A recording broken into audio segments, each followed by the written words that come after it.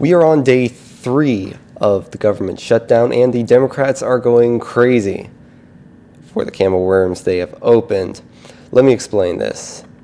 So, on Wednesday, the government shut down. The Democrats didn't like that Trump's Medicaid cuts and his NPR and PBS funding cuts, which were to go into effect at the beginning of October and applied to the budget of October.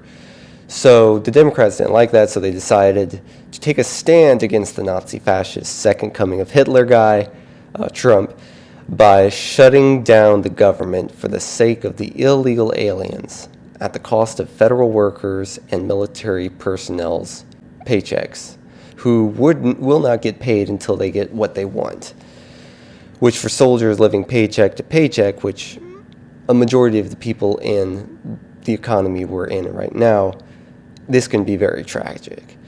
On that note, let's see what Democrats, who are all for this government shutdown right now, said the last time the Republicans had threatened a government shutdown.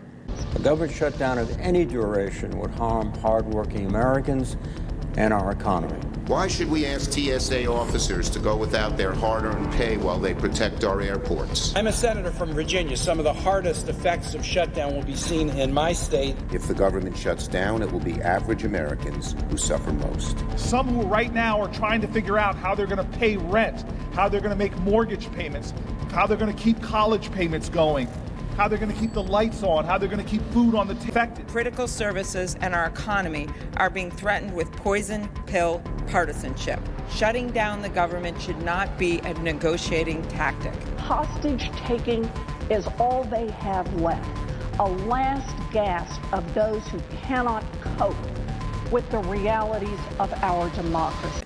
Why the sudden change? But guess what? It backfired terribly. As now that the government is on life support, the president can remove unnecessary programs. Look at this. I'm allowed to cut things that should have never been approved in the first place, and I will probably do that. The White House press on just how many workers could be fired. Can you give us an estimate on the amount of federal workers that the Trump administration wants to fire during the government shutdown? Look, it's likely going to be in the thousands. The president making clear. How long will this shutdown last? Well, we know that if an agreement isn't settled today, it will be at least 2 days until negotiations can start up again.